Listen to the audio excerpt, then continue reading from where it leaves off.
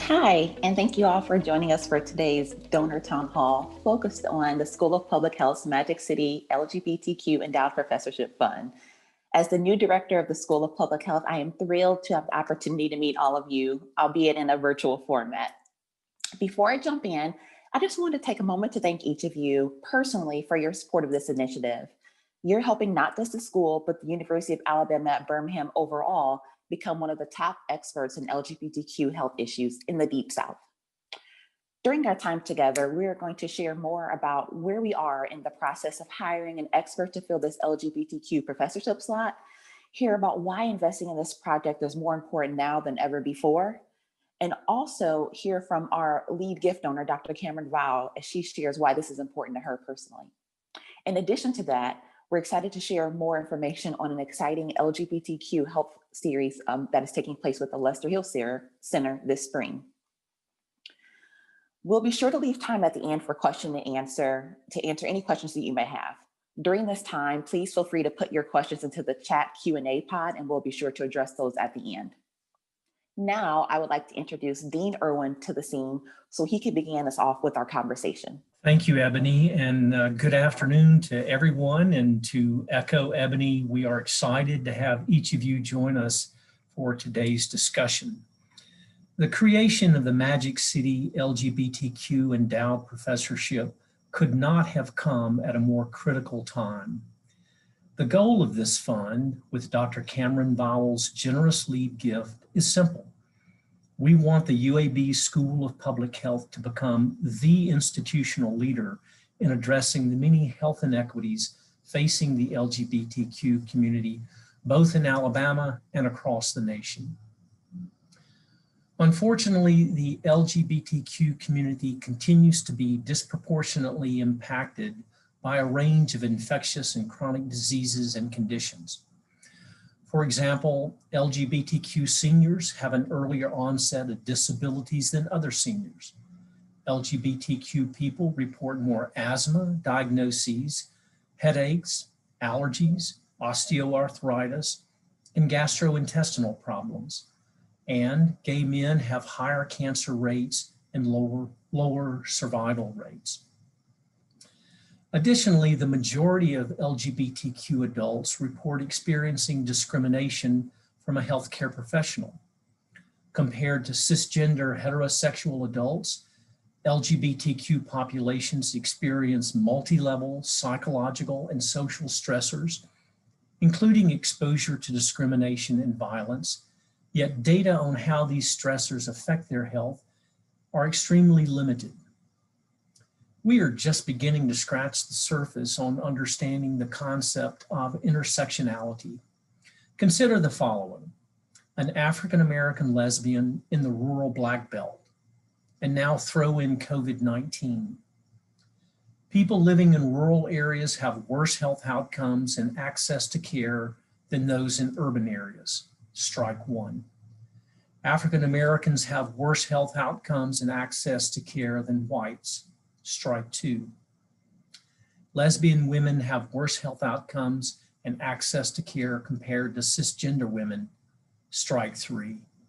All of which puts this woman at much higher risk of getting and dying from COVID, and she's out.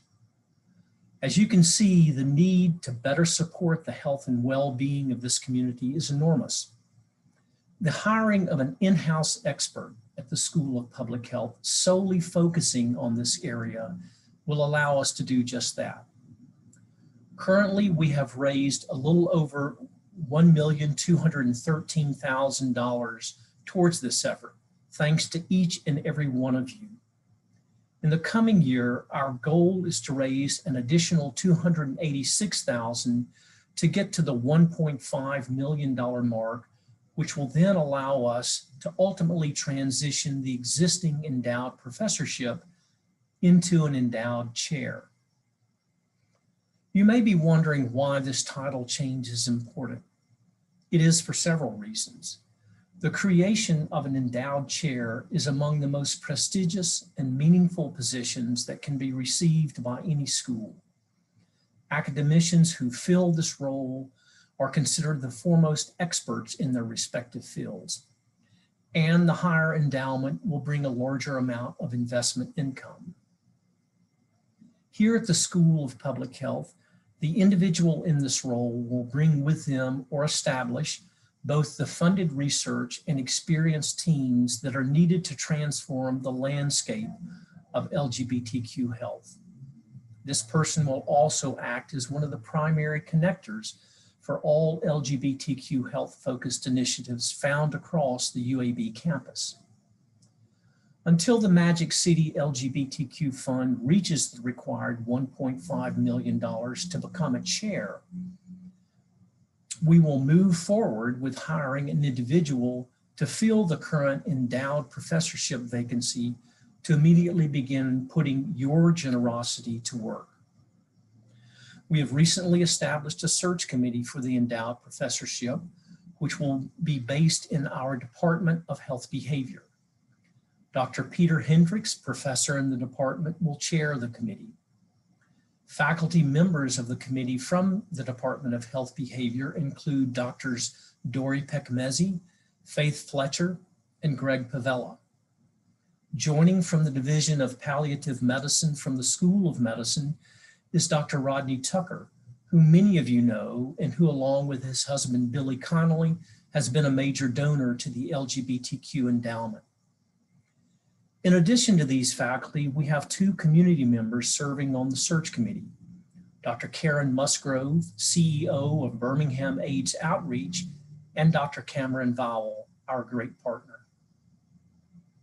Finally, as with all of our search committees, Dr. April Carson, Professor and Associate Dean for Diversity, Equity, and Inclusion, will serve in a non-voting capacity, helping to assure that we abide by UAB guidance regarding search committee procedures and honoring our commitment to recruiting a diverse set of applicants.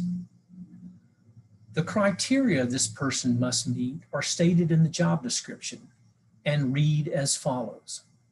This is a full-time faculty position at the associate or full professor rank, tenured or tenure earning. Candidates should have a doctoral degree in psychology, nursing, public health, or a health-related field and a strong record of scholarly work on LGBTQ health and well-being. The successful candidate is expected to engage the LGBTQ community of Birmingham, as well as develop an independent and externally funded research program with primary focus on LGBTQ health, with an emphasis on the health challenges faced by this population in Alabama and beyond. While the primary role of the endowed professorship will be LGBTQ related research, the successful candidate will also be expected to foster interdisciplinary collaborations, teach courses, and participate in service activities in the school, the university, and the broader community.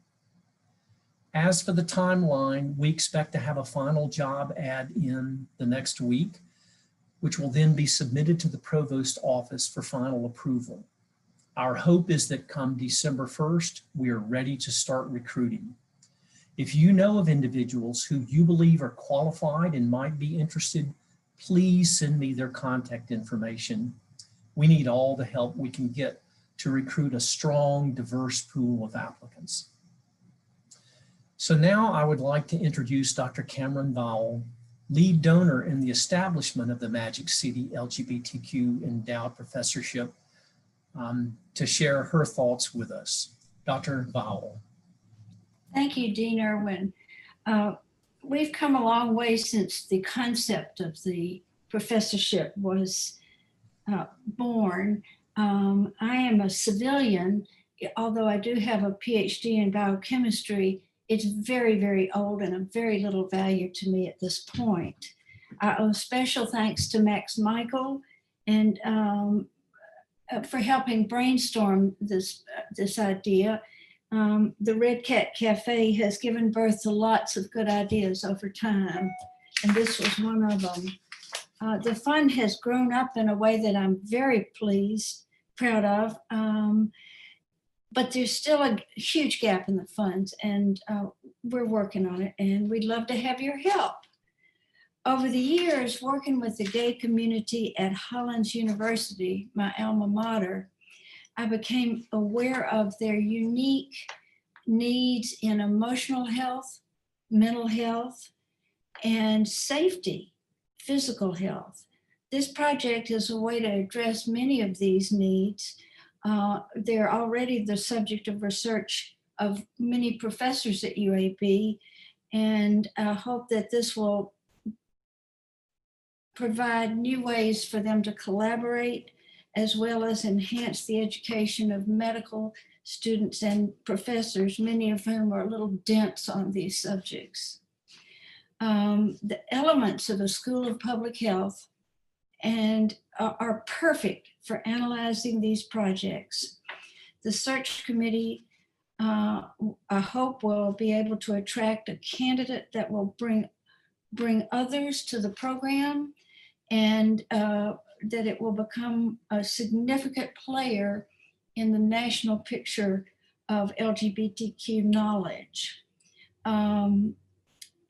Significant thanks to each of you for joining me in donating to this fund.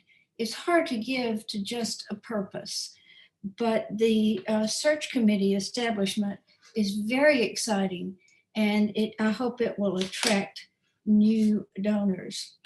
To tell you more about the Lister Hill Center, and as an example of one of the many ways that the School of Public Health is perfect for this, is Dr. Suzanne Judd. All yours. Thank you for that introduction. I'm really looking forward to talking to you today about the mission of the Lister Hill Center, what we do, and how we're planning on incorporating LGBTQIA research in our spring semester series. So the Lister Hill Center is an endowed center at the University of Alabama at Birmingham. And a lot of folks don't know who Lister Hill was, but he was actually a long-serving senator from Alabama. He was in the Senate for 45 years and is really considered one of the founding senators who believed in donating money, or not donating, it's our government tax money, but making sure there's money that goes into healthcare. It's estimated that 1/3 of the hospitals in the United States come from a bill that Lister Hill co-sponsored with another senator from Ohio in the Burton Hill bill. So Lister Hill was very focused on health and on ensuring that there was equal health care for all. He was particularly interested in rural health, given the rural landscape in the state of Alabama. His name is on many buildings at UAB. It's given to the Endowed Center, the Lister Hill Center for Health Policy that I'm a part of, but it's also in Bethesda, Maryland at the Lister Hill National Center for Biomedical Communications. So he had a lasting impact on health and health research in the United States and Alabama. And so what we try to do at the Lister Hill Center for Health Policy is to try to make health policy accessible to all researchers, community members, and students who might be interested in figuring out how they can have a policy twist to the research that they do. And one of the ways that we started doing that came from an idea of one of our former graduates who now works for me in the center. And he said, why don't we take our seminar series, which had been a long-standing opportunity in the Lister Hill Center to bring in scholars from all over the US and the world to speak. Why don't we take that series and why don't we focus it each semester? So rather than bringing in people every month, one might be very different from the other, talking about economics or health policy or whatever. He said, why don't we do a focus on something specific? Our inaugural semester spotlight was the built environment. A lot of the work that I do focuses around the built environment. So we brought in experts from across the US who do built environment research, look at the way in which the environment that we live in, from whether or not our sidewalks are on our streets, if we have access to libraries, restaurants, things like that, how that influences health. We brought in a scholar from Atlanta who worked on the Atlanta Beltline, which was a project specifically designed to get people connected through the Beltline where they could walk, ride their bikes, or take mass transportation, but not have to own a car to change the landscape of Atlanta's built environment. And through that, we also created modules where faculty could use in their courses. So they would know that the Lister Hill Center was sponsoring this particular topic, and then have educational materials they could deliver to students too. This fall, our focus was on racial injustice, and we partnered with the Institute for Human Rights here at UAB to bring in several speakers. We hosted town halls, we hosted some debates. We had leaders from the city of Birmingham, from across the United States to talk about racial injustice, how it impacts us locally, nationally, and what all is happening across the United States, because so much has changed since people watched that video of George Floyd back in the spring. Again, with that, we're able to have educational modules to have in classes so that students can engage with the Lister Hill Center. It's not just an academic exercise. We can get meaningful work that comes out of it, and students might find a new area they want to pursue as they think about graduating. Well, for next semester in the spring, I had been talking to Dean Irwin about an LGBTQIA focus that we wanted to do. And we wanted to partner with the Sparkman Center for Global Health to make sure that at least one of those seminars focuses on LGBTQIA rights in the global setting, because often it's very different after we leave the United States in terms of what people are exposed to. So we wanted to make sure one of the seminar speakers was very focused on global issues. Other speakers that we're planning to bring in for next semester, one of them is my former advisor at Emory University. When I was at Emory studying vitamin D research, my advisor was Bintang Precha, and he's an endocrinologist. And back in 2002, when I was first working with Ben, he said, you know, I just had somebody come to my office who is transgender and needs to have estrogen therapy. He was born a male, but he really wants estrogen therapy, and I don't know what to do. And I've looked it up in the literature, and there's no specific way that you're supposed to dose people that are born male with estrogen. And so he started experimenting. He's this really very kind man. And all of a sudden he started getting phone calls from all over the Southeast. Now, 20 years later, he is the leading transgender hormone replacement endocrinologist in the Southeast. He gets even patients from outside of the Southeast. And really it's because he had a kind ear, he listened, he didn't have any kind of judgment whatsoever. And so he's got this great perspective on how you can incorporate into your medical practice changes that maybe you weren't prepared for, but this is the way that the world is. And these people need medical care too. It's just incredible to be a part of that early on. So Vin's going to come talk about what that's like, and also the center that he started up for transgender medicine. We're also going to have here a faculty member from UAB. Lynn Matthews is an infectious disease doctor and focuses on HIV transmission. She's particularly interested in LGBTQIA populations here in Alabama and also in sub-Saharan Africa. So she has two different areas of research, and she's going to talk to us about how do you reach communities where not only are they facing the stigma from LGBTQIA, but there's the dual stigma that goes also with an infectious disease. And she's got some really unique perspectives on how that those two intersect. Lastly, we've gotten a couple of other contacts that we're reaching out to at the University of California, San Francisco. Mark Zuckerberg donated a ton of money to look at assembling a cohort. So allowing people to self-select into the cohort and following those folks for hopefully 10, 15 years. It's called the Pride cohort. And their goal is to understand health issues in terms of LGBTQIA. In most studies, you would be lucky if you saw 5% of the population who identified as LGBTQIA. You'd be even luckier if the study actually asked the question. So this particular cohort is going to focus exactly on that question and try to make sure that they have good representation in terms of health metrics, understanding the factors that are influencing their decisions to pursue care. And again, it's like Dr. Irwin said a second ago, it's not all one group. There's a huge component of intersectionality where what you identify as in one sense may not be exactly how how you're perceived by the healthcare system or what you need from the healthcare system. So this is going to be a huge cohort that allows them to tease out some details around various traits. And we'd like to have one of those folks come in and talk to us about starting up their cohort and where they are, how much longer till they're ready to launch.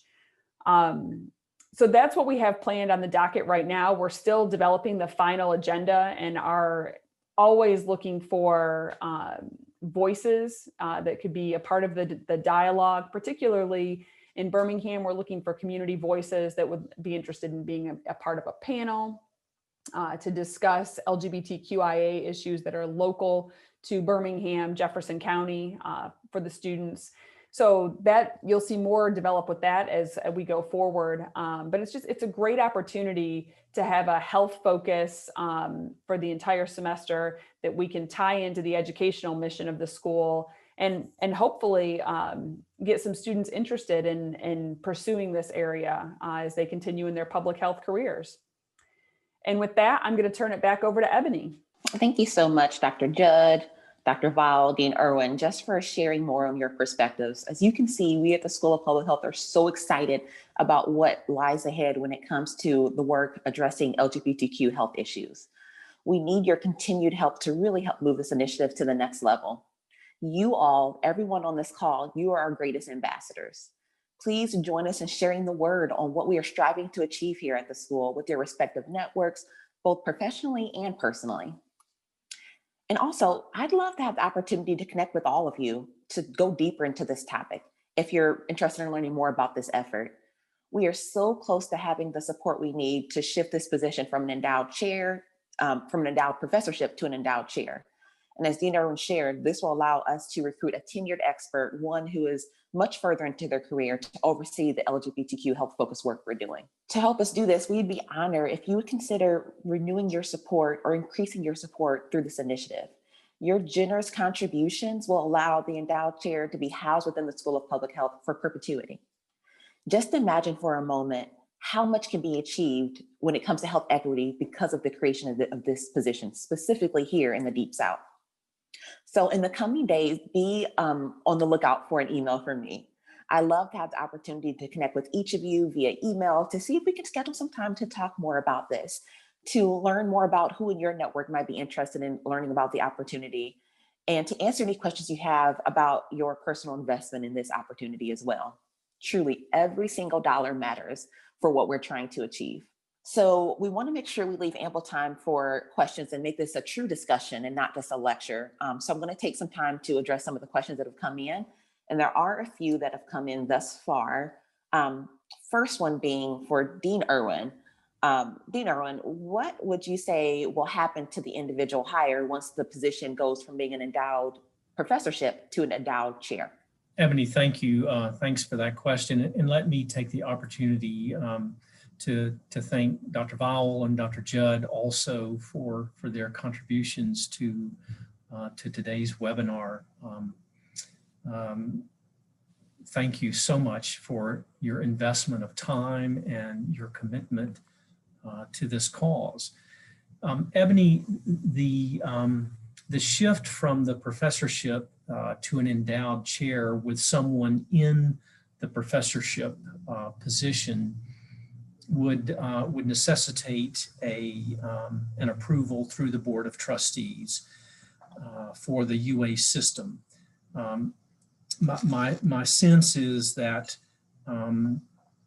if indeed we are, and I will say when, not if, when we are successful in hiring someone in the endowed professorship, that with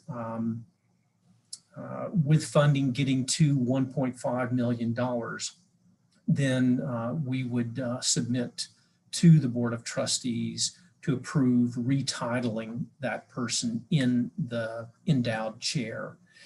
And again, to reiterate a point that I had made earlier, this is for an academician, this is the top. I mean, this is what many academicians strive for. It's that label, it's that stamp that says to everyone in academia across not only the United States, but the world. This is the person, this is the place where this is happening. The visibility and the attraction that can create for bringing other people to campus, whether it's directly into the school or across other schools at the university. I just can't overestimate the power of that that position, of that title. So I hope that provides sufficient answer to your question. Thank you. Thank you. The next one is for Dr. Judd. And also, before I ask Dr. Judd, if there are any questions, again, you can submit them into the Q&A pod if there are any additional questions that anyone has. So Dr. Judd, how do you think the speaking series will go, given it being in a virtual format because of COVID? And in addition to that, how can you sign up as a community member to participate or to listen in? Yeah, that's a great question. I'll tell you, Sean McMahon, who is the leader of the Lister Hill Center in terms of the seminar series, was terrified last May when we all went home and we were trying to figure out how to continue to make this work. He's a very detail-oriented young man, and he just was very much beside himself with how are we going to do this? Can we make this as engaging? We've had such robust discussions in person, and so he was really concerned we wouldn't have those. But quite honestly, now that we're 6 or 8 months into it, they've been very successful. And in some ways, I think it's even easier, particularly for people that are hearing impaired or may have visual impairments, because you can get the transcript, because you can slow it down to your own pace. You can watch it at a different time than it was actually originally offered. So it's provided a level of flexibility that has been very, really, it's been really great. You can definitely sign up as a community member if you go to the Lister Hill Center website. We don't have the postings yet out there for the individual seminars. Those will be posted right around the beginning of January when we come back second semester. But we can certainly include that with the materials and email it out to folks so that they have it later on. Perfect. And will these be recorded and added to the website for others to look at later? Absolutely. Absolutely. They'll be on the website. You can go back and see other events that we've had, unfortunately, not the ones we had in person. It's the ones that have been virtual that we can now go back and watch. Perfect. Thank you. This one is really for any of our panelists, Dean Irwin, Dr. Judd, Dr. Bowell, whoever wants to address it. Do you foresee any challenges in bringing an expert to fill this role, given the misconceptions often seen about the state of Alabama? Dean Irwin, would you like to start? Sure, Ebony, I'll start, but I really do want to hear from everyone on this, because again, this is one of these that we can use any and all help. We have this challenge for every position we recruit for in the School of Public Health, quite frankly. People who have never been to Birmingham, who have never visited Alabama, usually have a very narrow concept of Alabama and a very small lens, if you will, on the history of Alabama. Those of us who are from the state, and I'm one of those who was born here, and who know the state, know that Alabama is a different place from what it was 20, 30, 40 years ago, and certainly the city of Birmingham is. We often talk about the notion here in the School of Public Health, if we can just get people to come here for a visit, they're amazed at what they see once they get here. And that's the only downside to having the seminar series go virtual next semester, is that our hope had been that we use that seminar series to invite people from across the country to come here and give talks. And that way they come here, they visit, and they see, and they say, wow, this is not such a bad place. But we're looking for other creative ways to think about physically getting people to be here. But again, it will take an effort on all of our parts to to be able to reach out, to connect with people in networks, people who know people, who can say to people who have never been to Alabama, it's not what you might think in terms of what Alabama is like now. Cameron, how would you advise us? You're on the search committee. You're going to be trying to recruit people to apply. How are you going to get people to do that? Well, when I was in college, the best way to get people to Birmingham was with a party. Generally, it was wedding parties, and we were of age to marry. And although I did wait another couple of decades, so I know that the University of Alabama in Tuscaloosa has had to cancel a big party, so that won't do. But we can serve dynamite meals. Maybe we can find a foodie. That would be a great way. There are two very good professional recruiters associated with bringing physicians to new faculty to UAB, and they will have some very good tips for us. And Suzanne? from my standpoint, I do nutrition research, and the same question was posed to me when I first came here. Why would you go to Alabama to study nutrition? Yeah, truly. And it's actually, I find that question funny. That's why I love it when Dean Irwin recruits people in and I get the chance to talk to people, to say, oh, Alabama is not even what you're thinking at all. If you are a people person and you enjoy going to people where they are, which I love doing, as I've started this big rural health study, you go to people where they are, you talk to them about the issues that they're facing, even though as a state, we have these political leanings that are maybe less than supportive. Yeah, for this particular chair. I've always found that you can get a ton of support around the state, even so. I'll give you an example. In our rural health study, we the study group that's in between Boston and San Francisco really wants us to ask people their pronouns.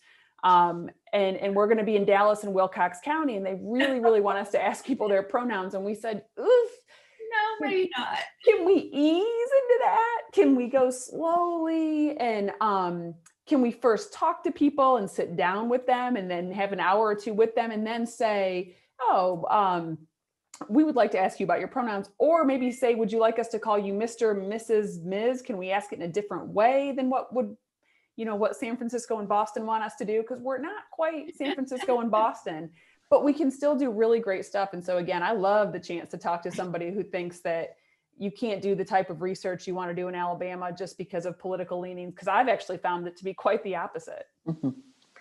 Thank you. Ebony, I'm going to flip the question to you. That same question because you're relatively new to Birmingham. You came to us from the American Heart Association in Birmingham, but before that, you were in Chicago. Mm-hmm. How did you end up in Alabama, and what were your thoughts about coming here, and how can we change people's minds?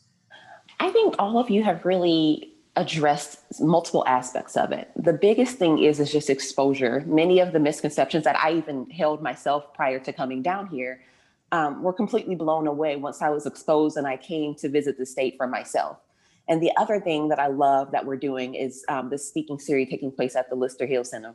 This truly shows how invested we are in this work, not just in the School of Public Health, but across campus as well. There are a number of other individuals we can introduce to prospective candidates who are doing this work in the School of Public Health, the School of Medicine, and all across all of our ventures. So the biggest thing is just showing that we're currently invested, and we are. We're doing that through our work with the Magic City Acceptance Center. We're doing that with the work in the School of Public Health, with our LGBTQ focused student programs. There's a lot that's taking place. So the biggest thing is just exposing that more, sharing more of that information, and getting the word out. Question for Dr. Judd. Yeah. Is the LGBTQIA in common usage on the campus? It actually is. Among student groups, it's very normal to see students sign their emails with their pronouns. They know if you ask them what LGBTQIA is, they can actually tell you every single letter. It's students, young folks are much more socially advanced, I think, than some of us older folks. They just have, it's been around with my son. What are the pronouns for I and A? Intersex, and then A varies. It can be allied, it can be asex, and there's what one would a other. pronoun be for them? Oh, they is primarily the pronoun that, but anyone can self-select their pronoun. Even if you identified as intersex, you could pick he, she, or they based on what resonates with you personally. Thank you. For a while they had Z, but that didn't go very far. So you may still see folks that say Z, zimself, zerself, but for the most part, it's he, she, and they. No, we need Z for generation. Z. Yes, we do. Yes, we do. Dean Irwin, another question for you. The individual hired in this role, will their work only live within the Department of Health Behavior, or will it go across all departments in the School of Public Health? Oh, thank you for that. Not only across all departments, but out across all schools. Again, while this endowed professorship will sit in a department, I mean, that's a requirement of the institution that every faculty person has to have a departmental home. The work that this person will lead will absolutely necessitate building relationships and networks, collaborative research opportunities with faculty across all of our 5 departments, and again across the schools. And I want to reiterate that personally, I'm a nutritional epidemiologist in the Department of Biostatistics running the Lister Hill Center for Health Policy. We are an interdisciplinary school. Yes. Another question has come in for anyone, Dr. Judd, Dean Irwin. How can faculty and staff groups such as the Alliance for LGBTQ Equality at UAB support your efforts in this area? Good question. That's a great question. I think in terms of the Lister Hill Center, I would love to put someone in contact with Sean McMahon, who's our lead. He's the one that really helps us to identify speakers, to get all of the processing, and he goes to lots of community meetings. He's very involved locally, and so I would love to get him in touch with that group if he's not already. He may already be, but we would love to have another partner. Dean Irwin, we have another one that popped in for you. What other dedicated chairs are there across the country similar to this? Won't this position be unique in regard to geography? Do we only have this? This is going to be one of the only roles in the Deep South. And thank you, Ebony and Cameron. I invite you to comment on this as well. At the time when this endowment was being established, our previous Director of Development, Mona McCarty, did a search for endowed chairs with an LGBTQ in the title of the endowed chair across schools of public health in the United States, and she could not identify a single one that held that specific title. That database was put together probably 3 years ago now, and to my knowledge, it's not been updated. But I certainly, in the time that I've been here at UAB, I have not come across that as a title of an endowed professorship or chair in any other school. Cameron, you were here when this started. I think that you were part of asking that question about its uniqueness. Can you provide perspectives on that too? I remember that Max Michael gave one of his classes an assignment to explore that question in some depth across the country. And they did quite a nice little document, which I will pass on to you if you don't have it, exploring what was in the going on in the country now I don't, in thinking back on it, there was no chair, but I do think that there was enough interest moving up the ladder to provide us with our first endowed chair. I don't know if there are existing endowed chairs right now. Do you? Anybody? Audience members? Excuse And me. from what I've seen too, Cameron, I think the document that you are referring to, I've seen it, and there, from what I saw, just looking through that, there weren't any other endowed chairs specifically looking at this area. I will say the students loved the assignment, and they thought the idea of the chair. Do you think it could ever become a department? What do you need to become a department in public health? That's a great curveball question, Cameron. I love it. I like that. Well, just give it some thought, Paul. I would want to. No, I love the question. It certainly it invites the opportunity for something, as Suzanne mentioned, that would be interdisciplinary and cross other departments. We've also seen interest in the School of Public Health, particularly in this time of race and racism strife that we've been experiencing in the last several months, of establishing new majors and new degrees in race studies in public health. Mm-hmm. That might also include a focus on health inequities and health disparities, which again could expand into the LGBTQ space as well, because there's certainly a significant overlap there. We have heard from Dr. Rodney Tucker, who's an individual on the line, who's also a part of the committee. He shared that there have been some endowments established last year at an Atlanta institution addressing these issues, but it may not have necessarily been an academic chair position. Dean Irwin, I am going to pass it back to you again. Okay. Well, I just want to take the opportunity to thank all of you who took the time to join us on this webinar. But more importantly than that, you were specifically invited to join the webinar because you have given to this endowment. And it's because of your commitment to the endowment that we wanted to provide you with this update, let you know what we're doing, that we're not standing still and holding on to your generous gifts. We're moving forward with it. I'm excited about the opportunity to recruit and fill this endowed professorship. So again, I want to thank all of you for taking the time to join us. I want to thank Ebony for putting this together and organizing. And as she mentioned, she will be following up with those of you on the call in the very near future. To Dr. Suzanne Judd, thank you for participating in this and for your leadership in the Lister Hill Center for your commitment and focus on LGBTQ health.